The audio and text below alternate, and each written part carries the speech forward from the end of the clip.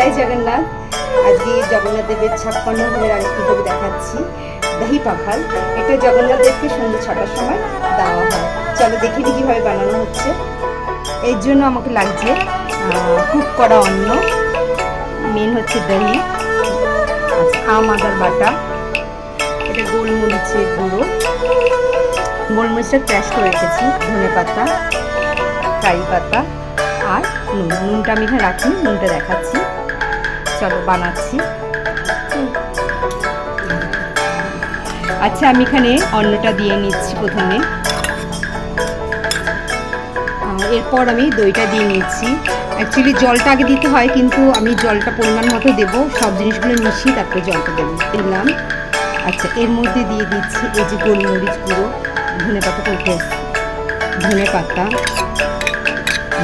আদাটা দিয়ে দেবো, আদাটা দিয়ে দিচ্ছি, সল্ট, নুন দিয়ে দিচ্ছি, রক সল্ট, মিশিয়ে নিচ্ছি এবারটাকে। এর মধ্যে জল দেব, এবার আমি এর মধ্যে জল দিয়ে নিচ্ছি, এর মধ্যে জল দিয়ে নিলাম,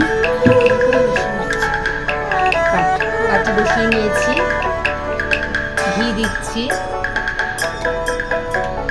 ঘি দিয়ে নিয়েছি, সর্ষে ফোড়ন দিচ্ছি, এরপর কারি পাতা দেবো, এবার হিং দিয়ে দিচ্ছি, হিং দিয়ে এটাকে একটুখানি ফোড়নটাকে রেডি করে নিলাম।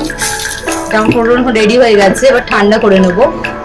এবার এর মধ্যে দিয়ে দিচ্ছি, এটাকে দিয়ে মিশিয়ে নিচ্ছি, হয়ে গেছে, ভালো করে মেশানোও হয়ে গেছে। এবার এটা তুলসী পাতা দিয়ে আমি ভোগে দেবো।